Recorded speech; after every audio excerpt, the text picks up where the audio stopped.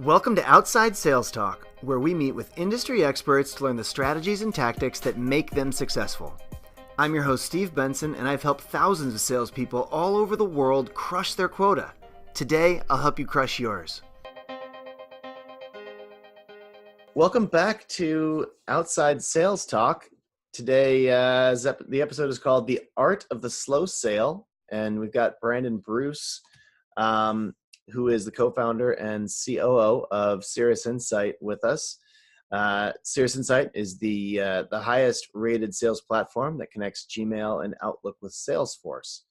Brandon has grown Cirrus as a lightly funded distributed company with scrappy tactics in the same industry as billion-dollar software companies and competitors with tens of millions in funding. Today, Cirrus is in the middle of their biggest challenge yet, which we're going to talk about a little bit, pivoting for the first time in 7 years after losing their primary marketing channel as the number one app on the Salesforce App Exchange. Brandon, welcome to Outside Sales Talk. Thanks, Steve. Good to finally meet you. Yeah, really excited about today's show. You talk a lot, and you've written a book about the slow sale. Could you explain the art of the slow sale for our listeners? Yeah, this was kind of something that struck me about a year in to starting Cirrus Insight, and I was the only salesperson, and my co-founder Ryan was the developer of the app. And for background, we connect Gmail and Outlook with Salesforce.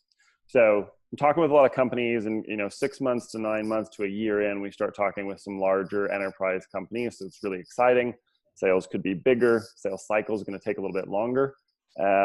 And then I was going to take my first 3-day weekend away from the business.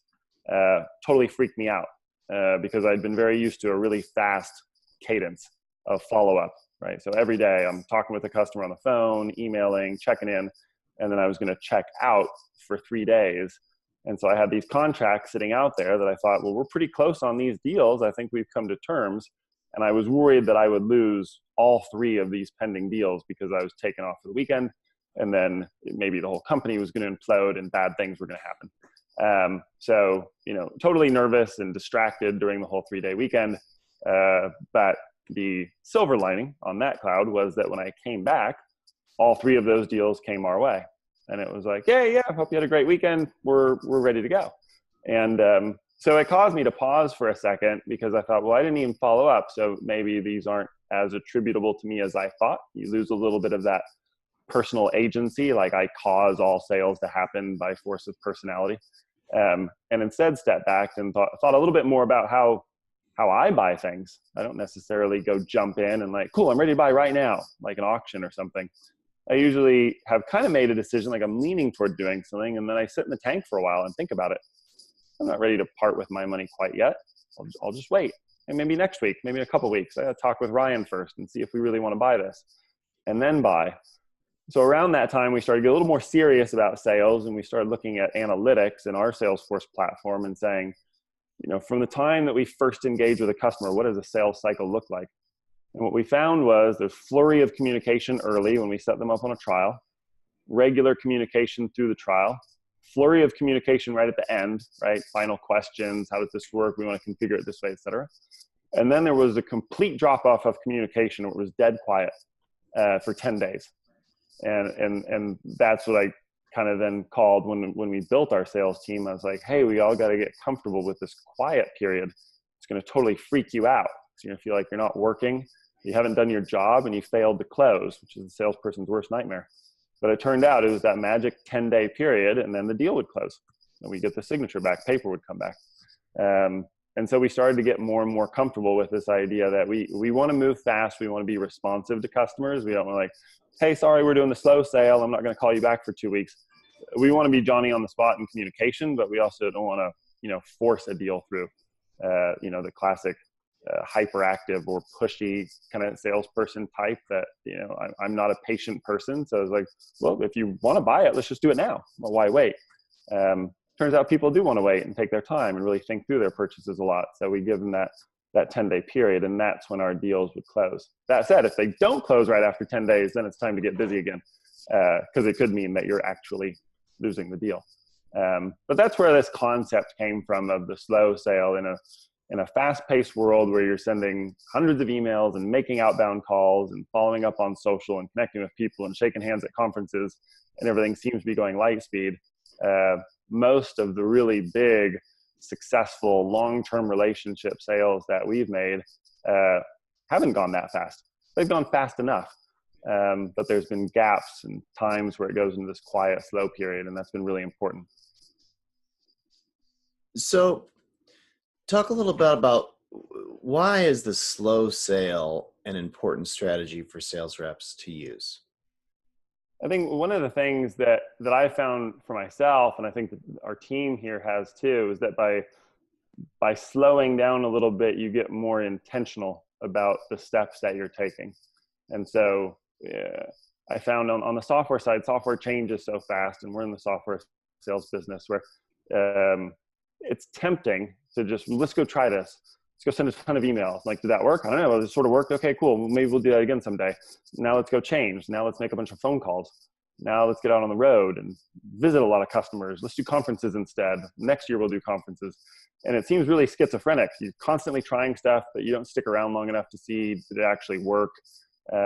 Should we really reinvest in this? Is going to conferences or visiting customers something you don't do just once? You do it over time in a very intentional, concerted way, once a quarter for 2 years, and then you reap the benefit of all your work instead of flitting between these various kind of marketing sales strategies all the time. So thinking about the sale as something that doesn't happen immediately is a way to slow down your own mind and process and think about, okay, what am I doing when I first engage with the customer? Let's really pay attention just to that for a while. And then what am I doing in the middle when they're testing the app? So a lot of it was an exercise in self-consciousness. So we spent quite a bit of time like, hey, let's go try this software that we're thinking about buying. And instead of just going through it naturally, like when all of us buy things as individuals and as companies, we would just document everything we were doing and thinking. So I'd be like, well, I went to go start a trial, but decided so-and-so on the team would be better suited. I recommended it to them. That took 3 days. It took them a week to decide they wanted to take my recommendation and actually try it. So it's like now we're 10 days into this thing, and it's like a total false start. Or it would look like a false start if you were the company selling to us. But it turns out we were just going through a normal process. Mm-hmm. And we would just write down each of those steps and then think about, okay, when we go to sell, is our buyer going to act pretty similar to how we acted? Or are we just totally weird and crazy? And it turns out sometimes, but most of the time, we're relatively normal. Yeah, I mean, what you're saying definitely is resonating with me. I mean, it's, and we have a free trial with the Badger Map just for basically this same reason. Like, I mean, you could have a 25-minute free trial and people could be like, yeah, it works. I get it. I see exactly what this does. Okay. But we give people, if it's a big company, they might take a month to kick the tires in the thing. And it's not that they're looking, and it's not like they're trying the actual product for a month. I mean, like I said, they could have done that in 25 minutes, but they're just going through their process and having access to it and showing this person internally and showing it to this person internally. And so it's more just like they have their own internal thing to demo with for a month, really. Yeah. No, I mean, it goes back to the old, I'm 6'8", so I played a little bit of basketball growing up. And the UCLA coach, John Wooden, that won all the championships, one of his famous quotes is, be quick, but don't hurry. And it's like, if you're quick, then it's intentional, it's practiced, it's fluid. If you hurry, you're probably going to travel with the ball or throw it away or make some mistake, and your opponent's going to take it. And I think it's the same with sales. Like you want to be quick. There's no reason to drag our heels. Like, hey, what's the slow sale? I'm going to try to close this after the new year. Why do that to yourself? But if you're hurrying it, everyone can kind of tell. And the problem with hurrying, I think, is that we all know what that feels like to be hurried as a customer. And, sure. and the customer mind starts to wander rather than focus on what are my needs, what am I trying to solve. As soon as you start feeling hurried, you're thinking like, I'm not sure if I really want to do business with this person. Like, I want the product, but they're starting to bother me as an individual. So or maybe this is sketchy. Maybe they're trying to close super fast because there's a problem with the product. So I should slow down and wait to see if it figures itself out. And you go down these weird you go into these dark places where you start to question the question. Why am I being hurried? And it turns out, look, it's just a salesperson trying to close a deal, move to the next deal, hit quota, make some money. Great. But the customer is going to start freaking out and thinking all these bad things about, the product and the process that you don't want. So it's being quick, but not hurrying. I think part of the self-consciousness, self-discovery process for us was we sell to so many SMBs that we got used to that cycle. Like you said, hey, we tried it for a day. We really liked it. We put the credit card in. We bought the software. It works great. Thank you very much. Cool. Versus enterprise was so different that we had to spend some time pausing and looking at it and saying like, okay, these are by definition going to take longer because they have to spin up project management and go through this process, and they've got rules and audits and so forth. But if we pay attention and take notes, what we started to be able to do was to be quick, which is to say it's still going to take 3 to 6 months. But when we engage, now we're much more likely to say, hey, while you're doing that security review, why don't we also get legal on the phone? We can just start reviewing the contract. There's no rush because we know we're not going to sign until security is done. But why wait for security to get done to start legal? So it's the classic, instead of working in series, you're working in parallel, and you can shrink that duration of the vetting process substantially. I mean, instead of working with the customer to get closed for a year, maybe it's 6 months. Huge difference. It's still not going to be a fast process, but it feels quick to us because it was in parallel instead. Yeah, well, and I think it's important for sales reps to think about themselves as project managers in that respect, because the more you can get, if these 5 things have to happen on every deal, these 5 cycles, the legal cycle, the security cycle, the trial cycle, the budgeting process, if all these things have to happen, getting as many of them running in parallel at the same time is so important. I remember having a great sales manager early in my career who just we'd have our weekly meeting, and on every deal, he just basically asked the same 5 questions, and it would be like, well, he was kind of just making sure that I was moving the ball forward on all the dimensions that a deal would have to move forward on, so that it wouldn't get trapped at the 10-yard line for 2 months and then push out into next year, right? So it was always the same questions. Well, have you started the legals with them? Have you is the budget all taken care of? Like, are there any approvals with anyone else that needs to come in? It's a great reality check, because we've had a lot of those where it's like, I just talked with a customer, they're hot to trot, like they're wanting to get this out by the end of the month. So honestly, I think maybe we're at 90% stage, we're about ready to close, probably by end of month. And be like, cool, have you done a security review? Like, no, I mean, it didn't even come up on the call. And it's like, yes, but they're in a regulated industry. It's finance or healthcare or something like that. Like, I guarantee you there's going to be a security review. It's coming. You just didn't ask and they didn't volunteer it, but we need to ask, and we need to volunteer it so we can advance the deal. Like, there's no way it will progress. And so it's kind of a reality check to say, it's not going to close this month. It's going to close in 2 to 3 months. And that's okay. It just is. Yeah. Well, and as a salesperson, you're almost like a consultant for how people buy, right? Like to the buyer, you're consulting them on how they buy. Your customer, as a salesperson, you do deals of your nature all the time. Your customer is going to do exactly one of them. And Right. so, and maybe you're dealing with a CIO who makes lots of technology purchases or something, but maybe you're, dealing with someone who has never bought anything as expensive as the thing that you're selling, or that touches as many parts of the organization as you're selling. And they might not even know how, the red flags legal's going to have around, this aspect of security, or the problems that, the security team is going to have, or the IT team, or, but you've done 100 of these deals just like it, or 1,000. Like certainly as a company, you've done a ton of them. What things come up in this industry, or in these situations, or with companies of this size, and so you almost need to sometimes. You can coach your buyer and be like, oh, well, is there anyone do you know if there's like a process around this? Like, do you have to work on, do do you have this challenge that occurs, or does someone have to sign off from a legal perspective on this? And they may be like, oh, I should ask about that. And sure enough, like the CIO or the legal team or whoever is gonna need to weigh in, and they may not even know that. Yeah, and I think, sometimes, this may be a strong way to put it, but sometimes we give the buyer a little too much credit. Like, well, they're inside their company. Surely they know it better than anybody. Mm-hmm. Maybe they're new. Maybe they're new in their department. Maybe they've never done a purchase before. They were saying, hey, go solve this problem. And so they're going out. And so it turns out, to your point, we know their systems a lot better than they do, even though we're not sure exactly how they work. But we've had some of our best luck going into those sort of deals, especially in like regulated industries, and just saying like, great, we're so glad you're interested.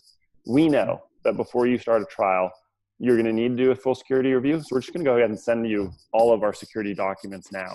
Mm-hmm. And then at your next meeting, just raise your hand and say, I've got all this stuff, who should I give it to? Cool. And then we're going to send you a Word version of all the legal stuff. And we're going to send you our GDPR certificates, et cetera, because you're going to want those. Trust us, it's going to come up. And what's nice is then they're taking notes and, well, this is great. I didn't know I was going to have to do all this, but now I get to show up in the department meeting and look like I've got my stuff together instead of, right. Hey, so I found this cool piece of software. Can we all just kind of use it now? Can we start a trial? And the answer is no, you can't. You're not allowed to connect to third-party systems because we're regulated in the industry until we do all these things. Right. So it's nice to help them set the table. And it's nice to differentiate between that, kind of a guide, like a Sherpa, like we've been here before, we'll show you, versus, like a sheepdog, like we're gonna herd you into the corner.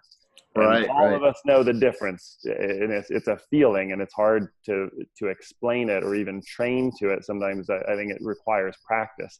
Be a Sherpa, not a sheepdog. That might be the quote of the day here. I don't know. Be a Sherpa, not a that's deep. Is that where we cut the audio? We're like, and that's it. Yeah, I'm writing that down. That's genius, man. We reached the pinnacle. That's all. Well, I'm done for the day. This is fantastic. Time out of the court. Yeah. But no, it's one of those things. It's presentation is everything. It's one thing to just be like, hey, cool. So we've got a checklist. We're going to run through it. Our next meeting is going to be in 3 days. Can I check in with you? Can I call you tomorrow morning? And all of us as the buyer are sort of like, please don't do that. You're trying to make me feel a little nervous. You're taking over my calendar. Right. You're forcing the deal on a timeline that doesn't make sense in my company. Like, yeah, you could follow up Monday, but our department meets on Tuesday mornings. So I'll have no new information for you at all. It's a total waste of both of our times. Versus the Sherpa is sort of like, hey, after your meeting would be the time that we could check in and knock out, the security review, knock out the introduction to procurement, because I know we're going to have to become a vendor in your system. And that's going to be a 100-question questionnaire.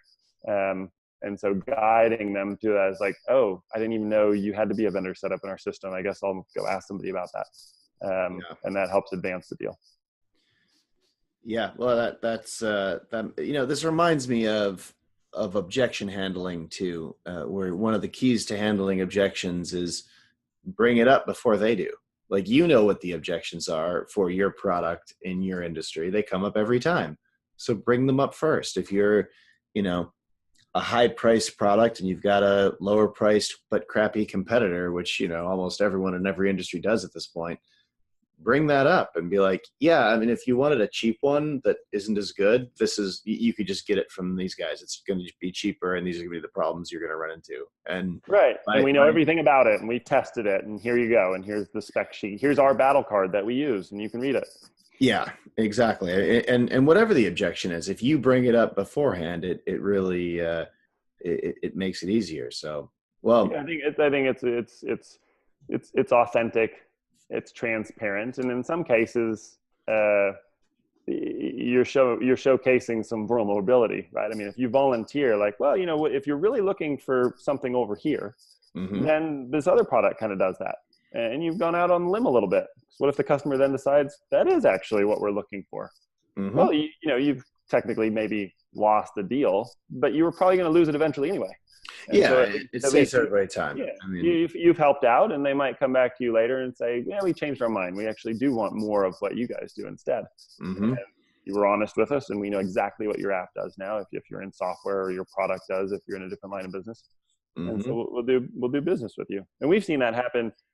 We used to worry about doing that, honestly. The rule of thumb was never mention another competitor by name, right? You just don't want to even floating out there, right? Like, well, why do that to yourself? Then they're going to quickly Google it, and you're in this rabbit hole if I even do comparisons.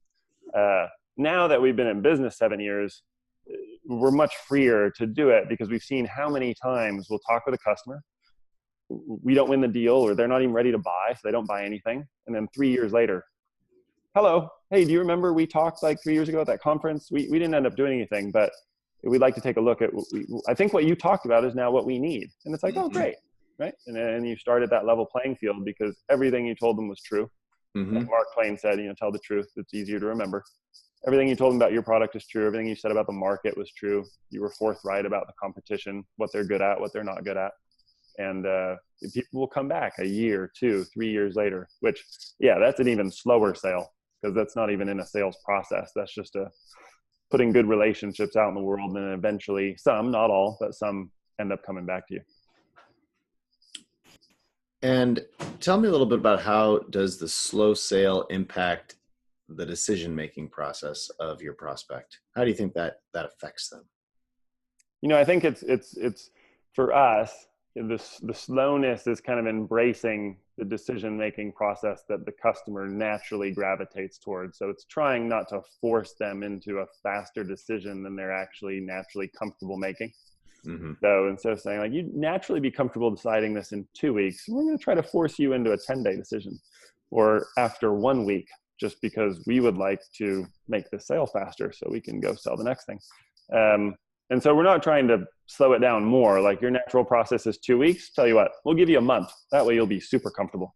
Not really. Then you get into the territory, I think, of the famous aphorism, like, time kills deals. Like, if you just let it just sit there, they've decided they want to buy, but you're not kind of not ready to close yet. That's just not a good situation. But it's just embracing that they're, if they're ready to buy immediately, they'll buy immediately. I mean, you'll get the pretty unequivocal indication. Like, our first enterprise deal actually was like that. I mean, it was on a Friday, and they were like, we have a formal signed quote from a competitor. We like your product better. However, if you can match this price, we will do the deal with you. If you cannot, we will do the deal with your competitor, because that's what our CIO will sign. And if you will do the deal, we need to roll this out to 1,000 users Monday morning. So you also have to be ready to go, right? You'll prep over the weekend, and we'll hit it hard. A European customer will hit it hard Monday morning. And we said, great, we'll take the deal. Here's the paper, got it signed in an hour. And we were like, well, that was exciting. That was a customer ready to buy, right? They'd done all their homework. They came to us only at the very end when they were ready to talk pricing. But many others are far different. They're like, we're at the beginning of a change management process where over the next 2 years, we're going to transition from legacy systems to the cloud. A few of the cloud products we're going to be vetting and potentially choosing. You integrate with those, so you could be very valuable to us. We'll be ready to buy in 18 months, but we'd like to start the relationship now. And you're like, wow, that's a really long-term relationship to not know if you're actually going to win the deal. But those have been, and still are, just the very best situations for us, because we do a lot of then free consulting, which makes you feel nervous as a salesperson. Like, man, I'm spending time on site, giving away all my knowledge and secrets. No one's actually getting paid yet, but you become pretty indispensable. And your app is in conversations over the course of a year and a half to the point that it becomes pretty inevitable that as long as you've done your job and the product stands up on its own, you're going to get that deal. It's just going to take a while. Yeah. I think this is going to be our timeliest episode of all time, because I think this is going to come out like, early December. And, it's just before Thanksgiving right now, so we'll edit it and put it out and stuff. But this concept of the slow sale, I think, is really important, especially for managers to hear at this time of year. When I was a sales rep, there's always the pressure to close the deals by the end of the year, and your outstanding deals, the deals that you have kind of in the air. It's like every day, a manager coming to my desk and being like, so what happened with this deal? What happened with that deal? What happened with this deal today? And it's like, nothing. Remember yesterday when we talked and I told you I talked to him 2 days ago and that he's getting back to me on this loan legal thing after he talks to his lawyers? Well, that's That's the still what we're plan. doing. That's what we're doing still. And like, yeah. And he'd be like, well, can you email him again to put some pressure on? And it's like, I could, but remember yesterday when you had me do that? Like, Yeah, it's only going to make him mad. But yeah. that is a really important one. And it was a big learning for me, having not been a sales manager before. It's like I kind of learned this lesson for myself. But then I found that I was asking those exact questions, right? And you get very myopic as far as, here the salesperson is trying to build a relationship, navigate all these aspects of the deal. And as a manager, it's just like, so how big is it and when is it going to close? Those are the only two questions you really know, right? A date and how much money, because that's the report I'm going to take and show to the board or show the CEO or whoever it is that you're bundling for. But really, it's far more useful, and you build a lot more rapport with the sales team if you have more of that checklist line of questions. Yeah. Like, oh, that sounds like a really promising deal. Remind me, security review, status, started yet? Not started? Can I help with that? What about legal? Are they reviewing our paper yet, or is it going to be on their paper this time? Because they're really big, and usually when they're big, they force us to use their paper. What can you do? We're a small company. Mm-hmm. Yeah, they sent us theirs. No, they haven't sent us theirs already. Okay, cool. Are you a vendor yet in their system? You need one of our people to do all the paperwork for that, because we're going to have to be inside Ariba before they can release money in the future, and that's important to close. So having those types of questions, salesperson's like, wow, this sounds like my manager's actually, they're trying to be helpful. Mm-hmm. They want me to close, but they're also helping step through the process of getting there, which what salesperson wouldn't love that? What's not to love? They're helping me get to close, and as soon as I get to close, they're happy, but I'm also, as the salesperson, that's when I get paid. That's when commission hits. So it's like, this is great. This is a good conversation versus so you think it can close soon? Like end of week? What if we close today? What if we called them over and over again? And it's like, yeah, that may not work out so great. Exactly. Well, the next section I'd like to do is called Sales in 60 Seconds. So we're going to ask, we're going to ask a question and try to answer it in like 60 seconds. Okay, cool. So I guess first, what is a common mistake reps make when they start a career in sales? I think expecting that it's going to move at light speed. Expect like, well, I'm in sales, so it's going to go really fast. I'm going to sell for a little while, and then I'll jump up the chain, maybe a manager, maybe VP of sales, and just run the whole show. And it's like, I think almost any sales job, it's going to take a little longer. You got to learn the product, learn the process, and then put in the hard work. And once you do, and you do really well, then that's the great part. You can write your ticket anywhere. But writing your ticket too early or thinking you'll be able to write it super fast, I think is a mistake. I think you want to go in thinking, this is potentially a career. I can work in this for a long time. And so I'm not in a personal hurry to get through this first phase. Yeah, I always feel like, I often see, not always, but I often see sales reps that are like very anxious in their career to get to like they want to be in sales management, and they want to be in, VP of sales. And it's really a very different role. And even someone who's great at sales isn't necessarily going to be a great manager of salespeople. I do wish people thought of sales much more as like, a professional career where that is the end. Like you don't see lawyers trying to be managers of other lawyers is like, right out of the gate or a couple of years into their career, or, doctors or any other professional career. Really. It's like, no, this is the craft. This is the trade to do this. Like this is the thing. And that's an important part. I think there's an expectation sometimes where it's just like, you just sell it. You just do. It's sales. We've been doing it since the beginning of time. Therefore, it must just come naturally. And some people get it and some don't. But they ignore the aspect that you're talking about. And I think it's a perfect word for it. The craft. Like there's actually a way to think about doing it in your business in relation to how your customers buy, et cetera. And that isn't typically something that's just overnight. Sure, some people just naturally gifted at doing it and can probably sell anything. That's awesome. But for most of us, I think it's worth, pausing, embracing some of the slowness and thinking about the craft aspect of it. Yeah.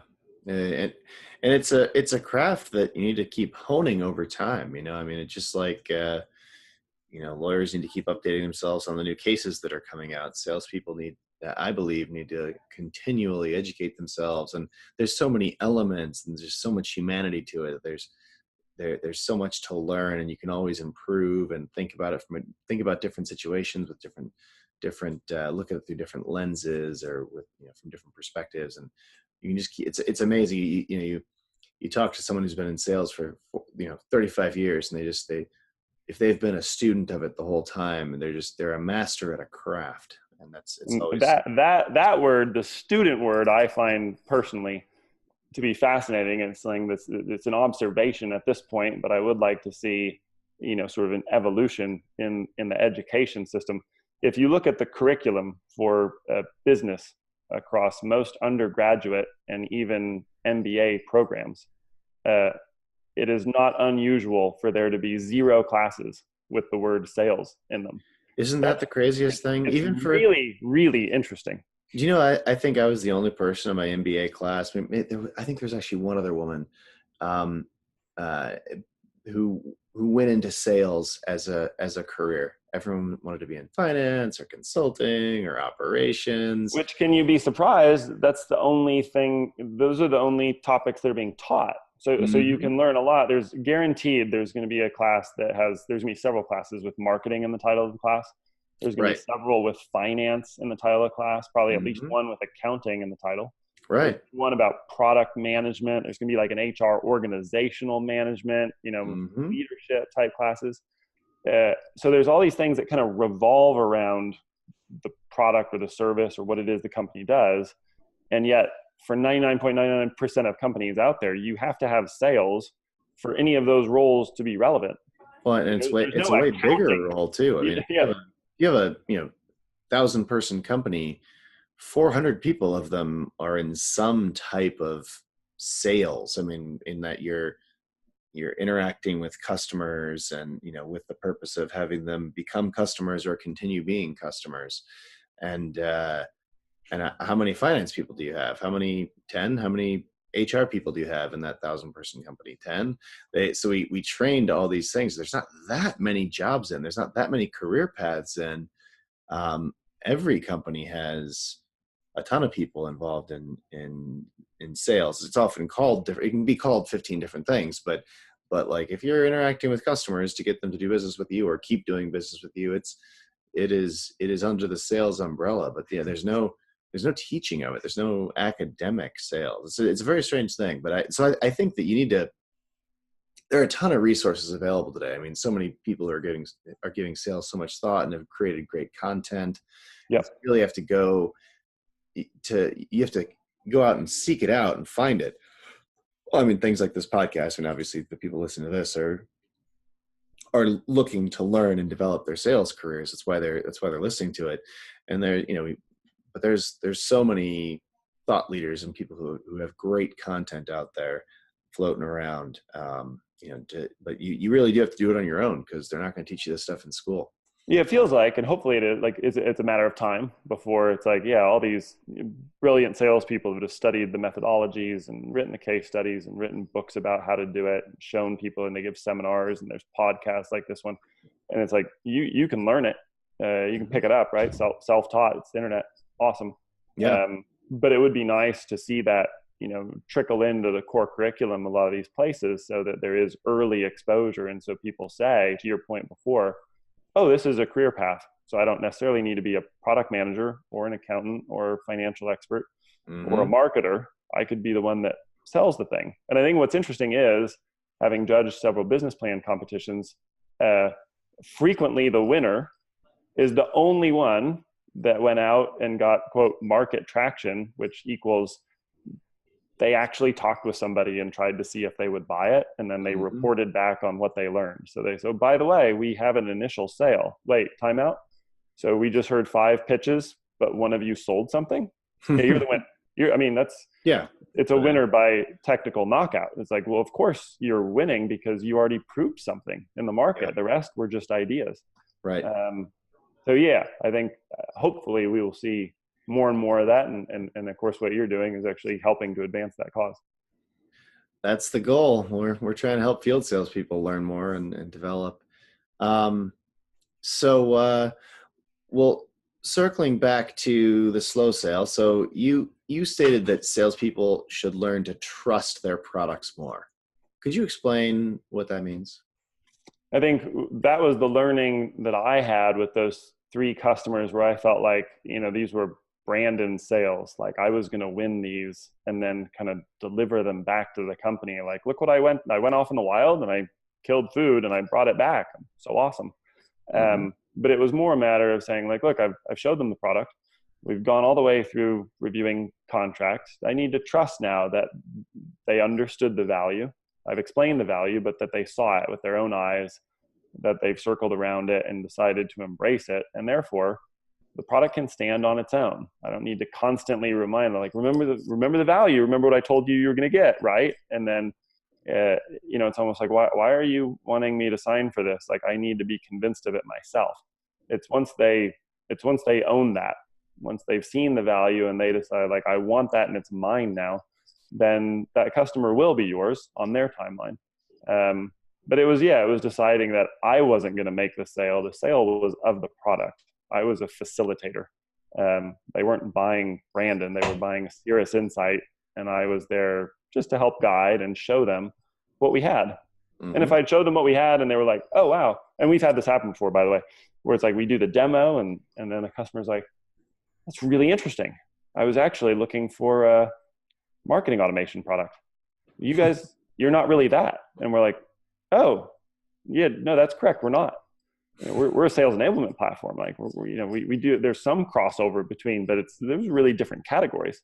I'll be like, wow, I really appreciate the demo. I'll show it to the team. I'm not even on the team that would use this, but that was interesting. I got my wires crossed. I'm really looking for marketing automation. We'd be like, okay, cool. Well, we use this marketing automation platform. Here's 3 others that are worth checking out. Have a great day. Hmm. But that's just a little example of, it wasn't us. They weren't going to be like, that was the best demo ever, I'm just going to buy it just because. It has to be, you have to have the right, product to market fit. And Yeah. so it's trusting then that the product has done its job. Now, it's also our role, I think, on the sales side to when we get feedback saying, well, I would have bought it if it had this, or it was great, except for the thing that went, slightly to the left field during the trial.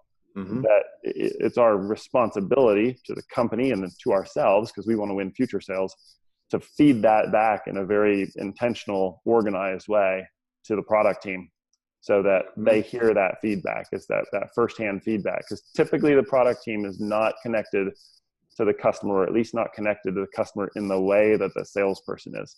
Yeah. The salesperson is in the weeds. It's really important to do this, and most people say they do it, but they don't do that good of a job of it. But we at Badger we put a whole system in place so CSAs and salespeople can have the ability to fill out like a form that populates a document that kind of adds everything up for the product team to show them how valuable different things are from the salespeople's perspective. And it's a really powerful tool to help them stack rank. Well, we're going to do these 100 things, but which of the next 5 we're going to do? Like it's been really helpful. Absolutely. Well, tell me what do you think is not working in sales today, and how can it be solved? I think some of the things, interestingly, that may have worked the best, going back to maybe the beginning of our company 10 years ago, that are not working as well now, just has to do with volume. I think it used to be the biggest email list wins, right? You had the most emails, you could email those people. That's the top of your funnel. They would funnel down, translate into some sales. Great. But now everyone's emailing those same lists, like constantly. We know this as customers, right? Because we're receiving all these emails. That's not to say email doesn't work. It's just the question is, how do you augment it? How do you make it work better? And I think one of the ways is it's like what's old is new again. We're finding, at least in our business, that as much time as we can spend with the customer in person, at conferences, volunteering to visit them at their place of work, volunteering to host them at our place of work, user group meetings, any chance to actually, physically shake hands with the customer is time well spent. And then the emails, the phone calls, the social connections, are in service of leading up to that opportunity to meet in person or creating the opportunity, and then following up on, we met in person and here's the information you wanted and here's the stuff I promised. And so the focusing event has to do with that personal connection, because you can have a remote connection with any of 10 companies in a given marketplace. But if you've met one of them, our experience and my sense is that's the company you're going to business with, because you know them more as a person. Whereas the rest of them are voices on the other side of, the Zoom meeting or the phone call or whatever it is. And here's someone that's like, oh yeah, that's the person I went out to lunch with, and they really told me everything I needed to know about this category. So yeah, to your point, I trust them. So that's one of those things. I think just relying on, at least in our industry, just relying on phone calls, it's not going to work as well as it used to. Just relying on massive emails, drip campaigns over and over and over, not as well as it used to. Mixing those in social, mixing those media together with a priority to getting out in person, which, yeah, this is outside sales that we're talking to on the podcast. So it's like that role of being outside, AKA with the customer, is I think vital and going to grow. So it's one of those, it is what's old is new again. It used to be, well, we don't have to build out these big field sales teams anymore because we can do everything inside. And now I think the pendulum is swinging back again, where it's like, well, we've got this great inside team. We're going to keep doing that. It's efficient, it scales. And a lot of customers like being able to do remote webinars and go-to meetings and so forth. However, huge advantage to being in their city, in their town, in their building at the happy hours that they go to. Huge advantage to being outside. Yeah, it makes a ton of sense. What is your top advice that you would like to give to our listeners? Well, I mean, I think and you alluded to this before, the great opportunity for all of us in sales is there's an exponentially increasing range of, we'll call it educational opportunities, right? You listen to a podcast, you find one thing, two things that you can use, try the next day. An example I'll give, and this was an in-person training that I went to, but the speaker was saying what they learned as a sales manager, one of the best questions they could ask their sales reps was, hey, the next time you talk with that customer, because the deal might feel a little stalled or whatever, see if you can get their cell phone number. And I was like, wow, that's really interesting. And so we started doing that. And that was my follow-up. Instead of hey, when can you close this? How big of a deal is it? Has legal reviewed it yet? I'd be like, hey, do you already have their cell phone number? Next time you talk with them, just see if you can get that. And it's like, why? Does that have anything to do with the deal? Let's just see if you can get it. And I'll check back with you at our next stand-up. And I'd be, hey, did you get their cell phone number? Oh, that's awesome. Because getting the number proves a lot. If the sale is not really moving forward, then the customer is going to be a little reluctant to share it. No, I'd prefer you not to bother me on my cell phone. Yeah. But if it's like, yeah, cool, I'll volunteer. Hey, if you need anything from my company, my cell phone number, you can reach me 24 hours a day. Can I have yours? That way I'll know if you're calling me, and also, I'll shoot you text to follow up. And if they're like, yeah, sounds great. Now you just cut past all of the, yeah, well, I've been calling them and leaving voicemails. I don't know if they're getting them. Right. Sending them emails. We sent them 50 follow-up emails over the last 3 months, but I think they've kind of ghosted me. They've kind of gone cold. If you have their cell phone, you can cut through all that. They're a text and a phone call away. And so it's a defining the relationship type of question. Hey, can we trade cell phone numbers? Because if we can, things just got a little bit more serious. We can now contact each other anytime. We're building trust. So we started doing that. So it's finding those little snippets, whether it's in all the great sales books that are out there, the trainings, the webinars. Many are free, some are paid. Many are very much worth it when they're paid. I wouldn't shy away from just, it's a paid resource for $100. I'm not going to do that. Could be a great way to spend $100. Lots of the podcasts, I think. Those are all valuable. And some of the sales conferences is one of you can spend full time just being a student. The listeners here are practitioners. They're out there selling. So pick and choose, do like, hey, next year, 2019, I'm going to do 5 things. I'm going to go to 1 conference. I'm going to listen reliably to 2 podcasts. I'm going to read 3 books to try to get better at my craft. I think that'd be an awesome commitment. Yeah. Well, hey, the end of the year is coming up. Time for some New Year's resolutions, right? That's true. It's about that time.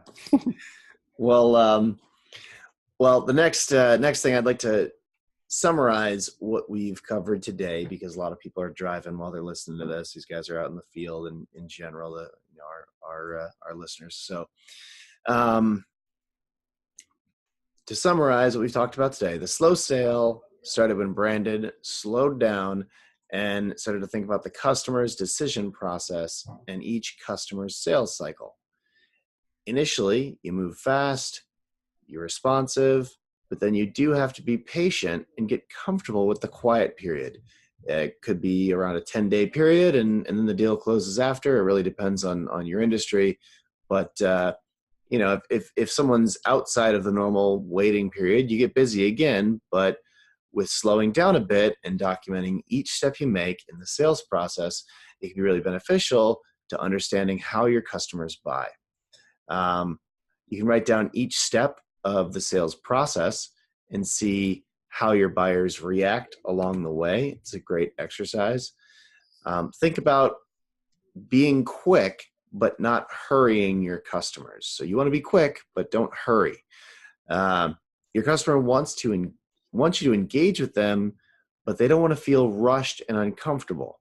If they start to feel hurried, they might question the deal and be less likely to move forward. Volunteer to help your customer if they need help moving the deal within their company, and this can help move things along. Think about being a Sherpa, but not a sheepdog. That's the one. That's where we almost have to leave it with that, right? I mean, that may be the smartest thing we've ever come up with. It's alliterative, so at least it has that going for it. It's alliterative, and I can imagine it. Well, anyway, be a Sherpa, not a sheepdog. Don't push your customers to do things before they're ready. Don't force customers into a shorter decision process than they're used to making, but instead help them along the way, but don't push them. And don't be afraid to be a part of deals that will take a long time. At big companies, deals can take months or years, but as long as you keep communication open, you're setting up the deal for success. So you can have a really long, slow period or quiet period in certain cases. If you're a sales manager, it's good to learn that some of these deals will take longer, and you can help your reps through the steps to close and know that they're building solid rapport to close these big deals. But ultimately, a rep has to trust their product. After you've gone through the initial sales processes and your potential customer is now in the quiet period, trust that if you are really the solution they're looking for, then they'll see the fit and the deal get made. The greatest opportunity Brandon believes is for salespeople today is the exponentially increasing range of educational opportunities that exist for salespeople. One great test that Brandon has learned is seeing if you can get a customer's number, like cell phone number, and this can prove if you can move a sale forward. You can really cut past a lot in the sales cycle, and it's a great way to see where you're at with somebody. But there's such a noisy world right now with everyone stacking up, hundreds of emails a day, and phones blowing up all the time. But text messages can cut through, but they're only going to give it to you if you've earned it. And he gave a final tip to read more books and listen to podcasts to continuously learn more and set up a goal for yourself for the year. Well, this has been absolutely fantastic, Brandon. Where can listeners read more about your work, and what's the best way for them to reach you? I mean, this is an outside sales group, so if anyone's making their way through Knoxville, Tennessee, which is right at the intersection of I-40 and I-75, then stop by on any given Friday, and you can join us for a company lunch. We're at Cirrus Insight. So my email is brandon@cirrusinsight.com. I'm on LinkedIn, of course. Give me a shout anytime if I can be helpful. And hopefully everyone has a great Thanksgiving and then comes back to finish November strong. Fantastic. Well, I hope everyone enjoyed this episode of the Outside Sales Talk.